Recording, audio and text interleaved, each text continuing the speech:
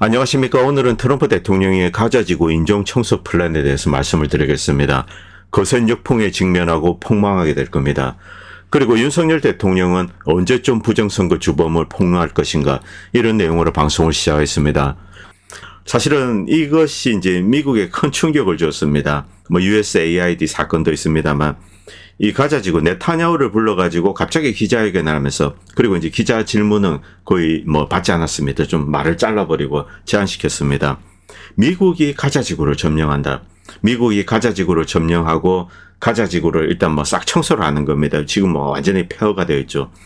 그리고 이제 여기에 새로운 위락 시설을 짓고, 여러분들 리비에라 해안 아실 겁니다. 지중해 남부, 프랑스 남부, 프렌치 리비에라, 그리고 이탈리안 리비에라. 엄청나게 이제 좋은 주택들이 있고, 또 지중해를 누릴 수 있죠.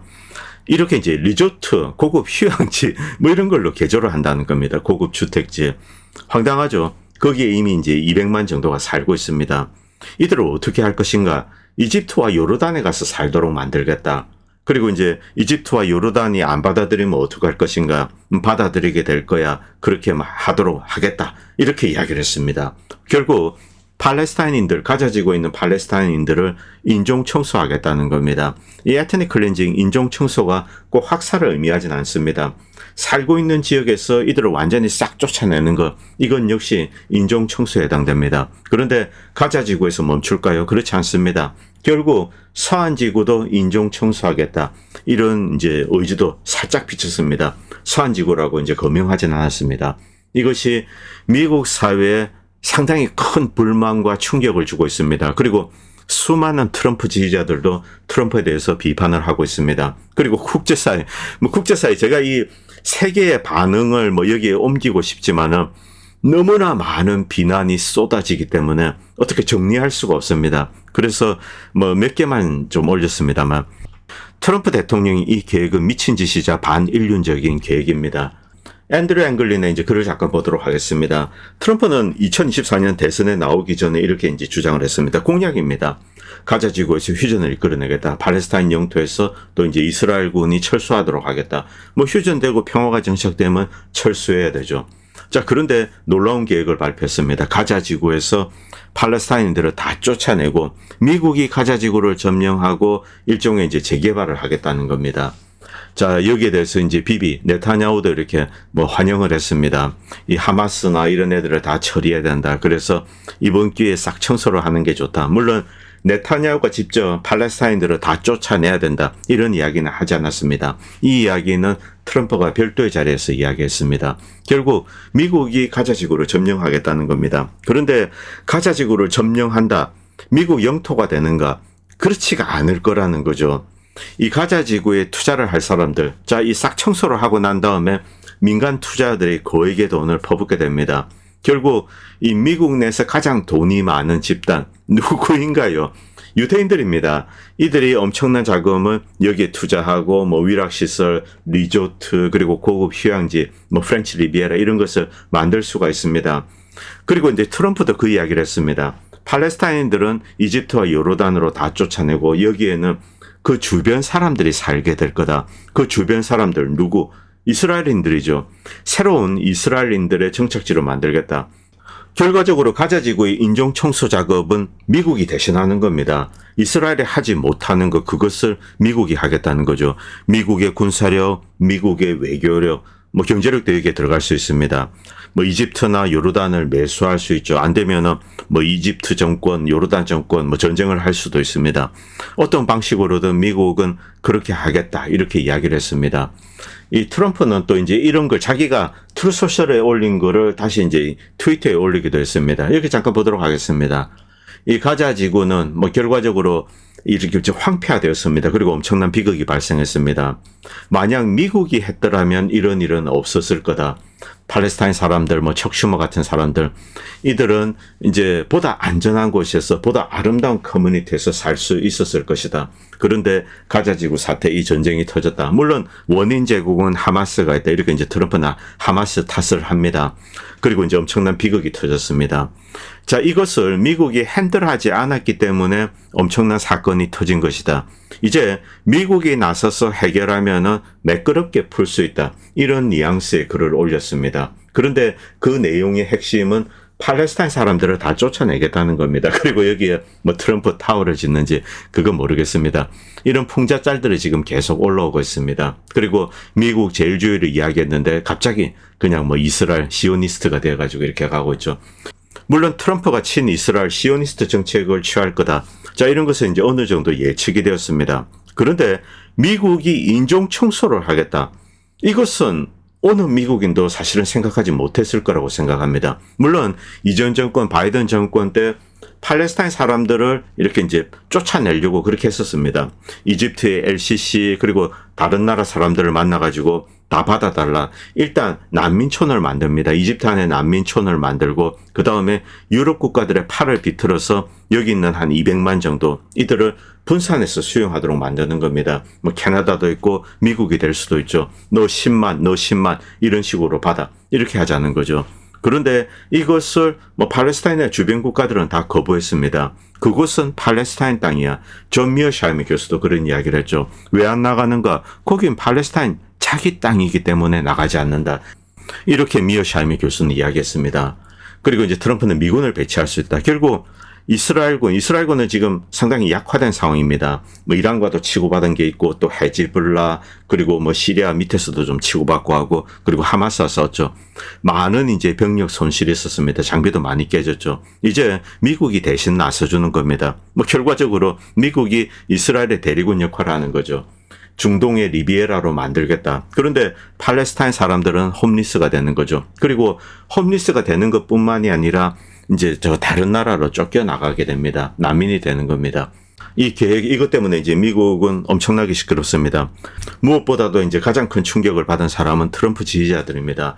트럼프 지지자들 중에서 자, 이스라엘의 어떤 시오니스트 아젠다에 이렇게 적극적으로 옹호하는 사람들, 이것은 뭐 통계입니다만 저도 어림잡아서만 이야기할 수밖에 없습니다. 한 15% 정도밖에 되지 않는다고 생각합니다. 대부분의 일반적인 트럼프 지지자들은 도대체 뭐 중동 지역의 저런 비극 이제 그만둬야 된다. 그리고 재발되어서는 안 된다. 자, 이런 입장입니다. 뭐 이스라엘 쪽이야 뭐 말할 것도 없죠. 뭐 가자지구로 콩가루를 내고 이제 모든 게 하마스 탓이죠. 자, 어쨌든 뭐 사이 쿠슈너도 이제 뭐 작년에 이런 이야기를 했습니다. 뭐 팍스 TV인가 여기 나와서 이런 이야기를 했는데 자, 이 가자지구로 싹 밀어버리고 거기다가 이제 고급 리조트를 짓는 거죠. 호텔, 위락시설, 뭐 수영장. 참 코베네 같은 거죠. 소시오패스입니다. 이거 뭐 지금 뭐 미국에 참 드릴 말씀이 없는데 어쨌든 이 친구도 이제 TV에 나와서 이런 이야기를 했습니다. 그리고 블룸버그는 이례적으로 서울에서 있었던 이제 팔레스타인 난민들의 시 이것을 가져와서 이렇게 올렸습니다. 뭐 이 사람들이 팔레스타인 사람들인지 아니면은 그냥 이제 중동 무슬림들인지 팔레스타인의 동정적인 사람들인지 그건 모르겠습니다만 서울에서 있었던 이제 시위 사진을 가져오면서 이 국제사회는 강하게 반대하고 있다. 맞습니다. 이거는 너무나 명백합니다. 로우정과는 차원이 다른 문제죠. 팔레스타인 사태는 전 세계 사람들이 다 알고 있습니다. 그리고 가자 지구에서 벌어진 사건도 대부분이 잘 알고 있습니다.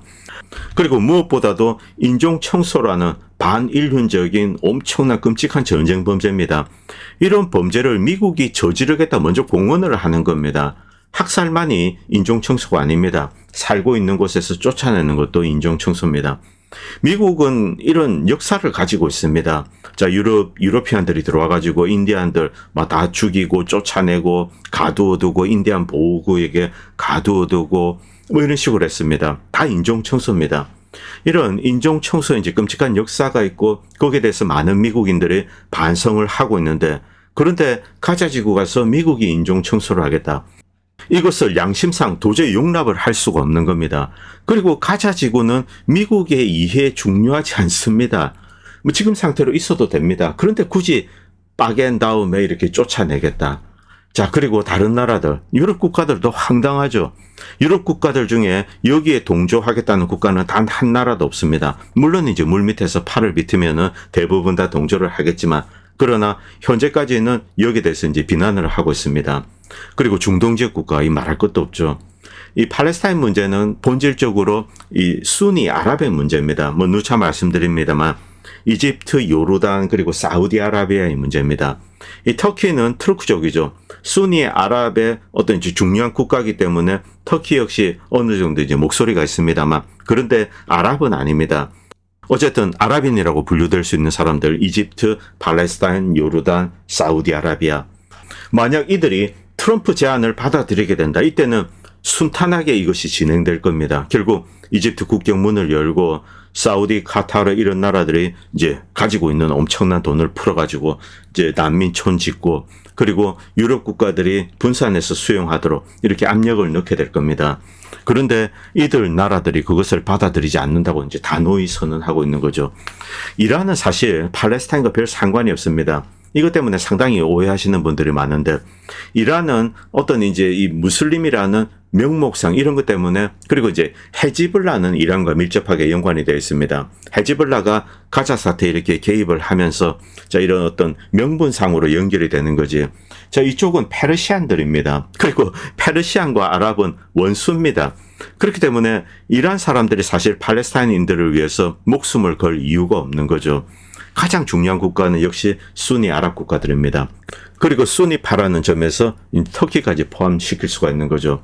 자, 과연 미국이 이 주변 나라들을 설득할 수 있는가? 불가능하다는 겁니다. 사우디아라비아는 재빨리 성명을 발표했습니다. 이스라엘과의 정상화는 불가능해질 것 같다. 트럼프가 말한 것처럼 팔레스타인을 몰아내는 것이 미군이라면 사우디와 걸프만 연한 국가들, 그리고 이들과 이제 미국과의 관계, 이것은 완전히 붕괴될 것이다. 이런 예측은 불을 보듯 뻔합니다. 사우디아라비아는 공식적으로 강하게 반대한다고 이제 입장을 발표했습니다. 그리고 사우디 왕자 이제 투르키 알 파이살은 트럼프에게 직접 이제 친서까지 보냈습니다.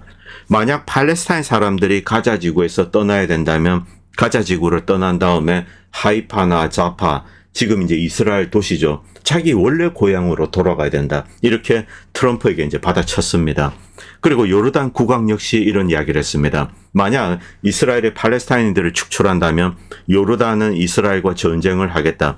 이집트의 LCC 역시 똑같은 입장을 발표했습니다. 애초 불가능한 거죠. 물론 미국이 물밑에서 이제 협상을 할 수는 있습니다. 그러나 이들 정권들도 국민들의 눈치를 보지 않을 수가 없는 거죠. 만약 트럼프의 협상안을 받아들이게 된다면 이 아랍 국가들에서 어떤 일이 벌어질지 모릅니다. 그렇기 때문에 결국 이 트럼프 계획은 실패할 것으로 추정됩니다.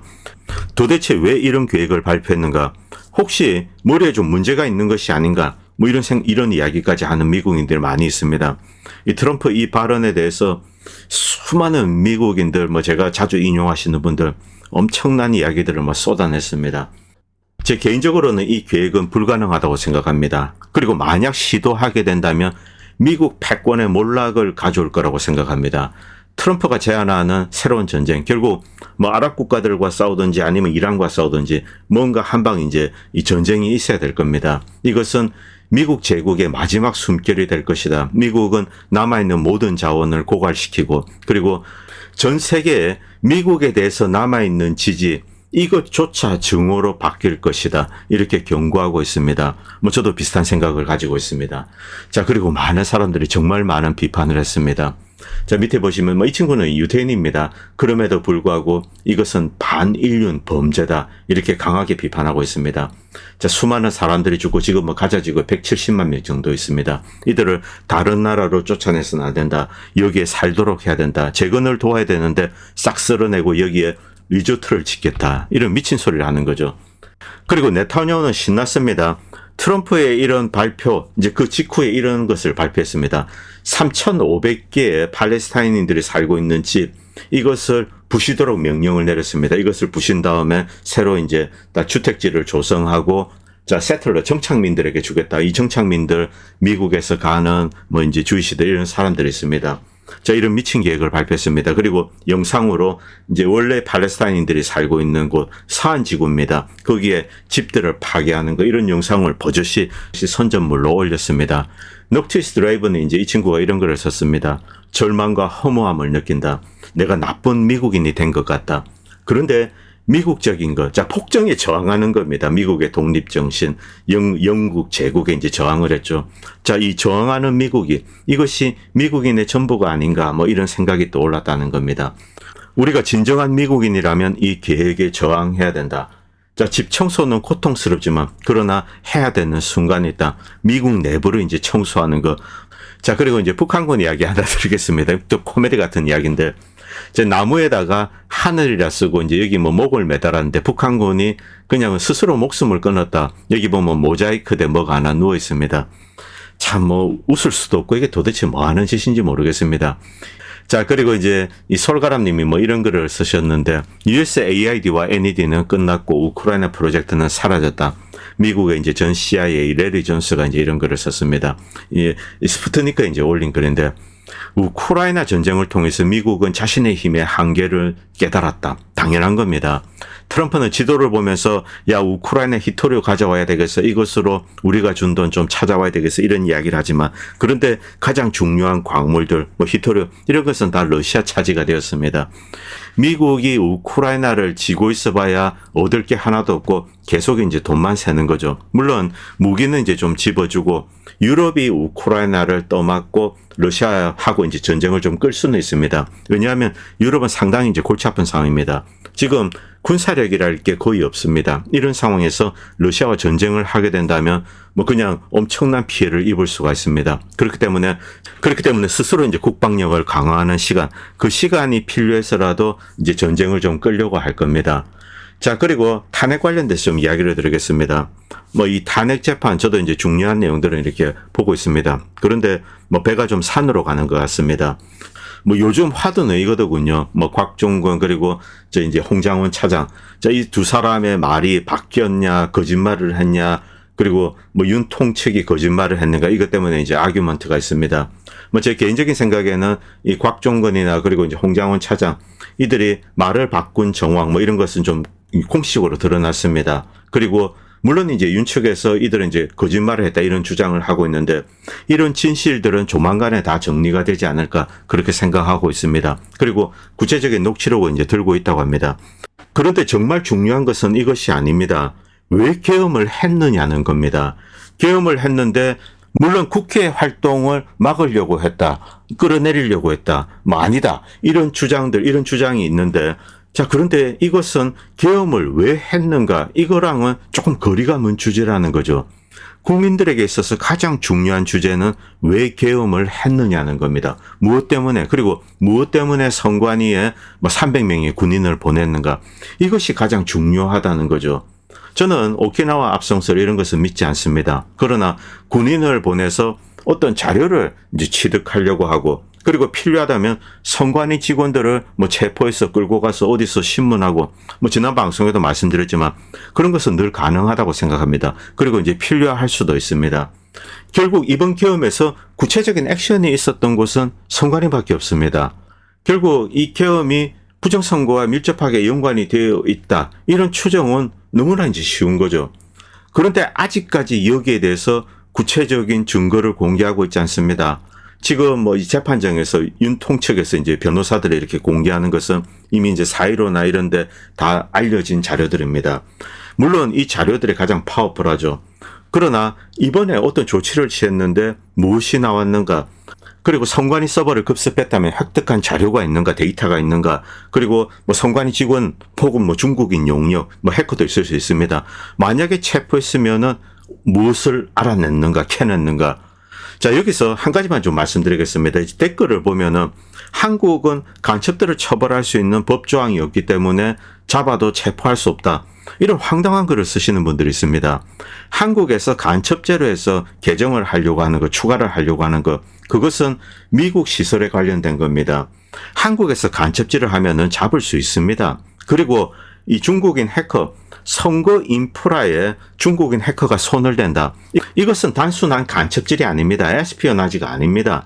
선거 인프라를 공격하는 것은 테러리즘입니다. 액티브 테러리즘입니다. 현행범으로서 그 자리에서 바로 체포할 수 있습니다. 한국은 그들을 체포할 권한이 있습니다. 테러리스트를 체포할 권한이 있죠. 그리고 한국 내를 상대로 한 테러리즘이 아니고 해외에 있는 뭐 다른 나라, 아프리카의 어떤 국가, 뭐 남미에 있는 어떤 국가, 여기 선거 인프라를 공격할 때도 이들을 테러리스트로 체포할 수 있습니다. 대한민국은 주권 국가입니다. 다시 이제 서버 포렌직으로 돌아오겠습니다. 서버 포렌직 자료, 여기에 대해서 윤석열 대통령은 그저께 획득한 것은 없다 이렇게 이야기했습니다. 뭐 여기서 좀 실패한 것 같습니다. 그리고 국회든 선관위든 다른 곳이든 이번 계엄 사태 동안에 누구를 체포하고 뭐 이런 것은 없다라고 이야기했습니다. 윤석열 대통령도 직접 이야기했고 그리고 국방부 차관도 이제 그런 이야기를 했습니다. 결과적으로 손에 쥔 게 없다. 만약에 이제 이분들 말이 사실이라면은 자 이제 다시 처음으로 돌아가겠습니다. 윤석열 대통령은 2020년 4.15 때 어떤 일이 일어났는지를 잘 알고 있다고 생각합니다. 자 주범 뻔하죠. 문재인, 이해찬, 조혜주, 양정철 그리고 선관위 판사들이 있을 겁니다. 선관위 판사들은 나중에 인지를 하고 덮는 일을 했는지 뭐 처음부터 개입했는지 그건 모르겠습니다. 어쨌든 이 윤석열 대통령은 당시 이제 검찰총장입니다. 자, 이 위치에 있으면서 4.15를 목격을 했습니다. 이 상식이 있는 사람들 그리고 뭐 이 방송을 보시는 분들 중 물론 뭐 반대하는 분들도 계시겠습니다만 무언가 크게 잘못되었다. 그리고 부정선거가 있었다라고 생각하는 사람들은 이것은 명백한 부정선거 증거다. 이렇게 이야기를 하십니다. 저는 윤석열 대통령도 그때 어떤 일이 있었는가 어렴풋이 안다고 생각합니다. 그런데 지금까지 무려 2년 반 동안 침묵을 해왔습니다. 그리고 여기에 대해서 구체적인 액션을 취하지 않았습니다. 그리고 최근에 많은 분들은 자 계엄만이 유일한 이제 부정선거 밝히는 도구야 뭐 이런 주장을 하시는 분들도 있습니다. 뭐 저는 좀 동의하기 힘듭니다만 어쨌든 이 부정선거를 밝힐 때는 상당히 광범위한 자료가 필요합니다. 뭐 가장 중요한 것은 종이 투표지. 자 이게 정식으로 이제 규격 투표지인가 혹은 비규격 투표지인가 뭐 다른 곳에서 몰래 만들어졌는가 수많은 오해와 의혹이 있습니다. 자, 이런 것을 파헤치기 위해서 정상적으로 이렇게 여론을 모으고 그다음에 의혹을 공개하고 자, 이렇게 내버려 두어서는 안 된다. 트럼프 대통령은 그런 작업을 해왔습니다. 지난 한 4년 동안 수천 번 같은 이야기를 반복을 했죠. 자, 그런데 이제 윤 대통령 그런 이야기를 하지 않고 지금 이 사태가 터졌습니다. 이제는 다른 길이 없습니다. 윤석열 대통령은 4.15의 비밀을 알고 있습니다. 자, 주범 문재인, 이해찬, 조혜주, 양정철. 자, 이들에 대해서 본인이 알고 있는 것을 다 공개해야 된다고 생각합니다. 자, 이제 막다른 골목입니다. 다 공개를 했을 때 계엄의 의미가 살아나는 거죠. 자, 지금 이 탄핵 재판을 보십시오. 뭐 국회를 막을 생각이 없었다. 이번 계엄은 착한 계엄이야. 부드러운 계엄이야. 뭐 이런 이야기를 하는 거죠. 그러나 계엄을 왜 했는가? 여기에 대해서 구체적인 이야기는 하지 않았습니다. 자, 부정선거라고 믿기 때문에 계엄을 했다. 이런 이야기조차 들리지 않는 거죠. 이번 계엄에 진정으로 부합하는 목표가 나와야 된다는 거죠. 뭐 점검 차원에서 계엄을 했다. 이건 역시 과한 조치라는 겁니다. 부드러운 계엄이다. 순한 맛이다. 매운 맛이다. 이것도 이제 설득력이 없습니다. 결국 문재인, 조혜주, 양정철, 이해찬 이들에 대해서 알고 있는 것을 다 폭로하시기 바랍니다. 오늘 방송은 여기까지 하도록 하겠습니다. 감사합니다. 본 채널은 시청자님들의 후원으로 유지됩니다. 여러분의 도움은 작은 미디어에 큰 도움이 됩니다. 감사합니다.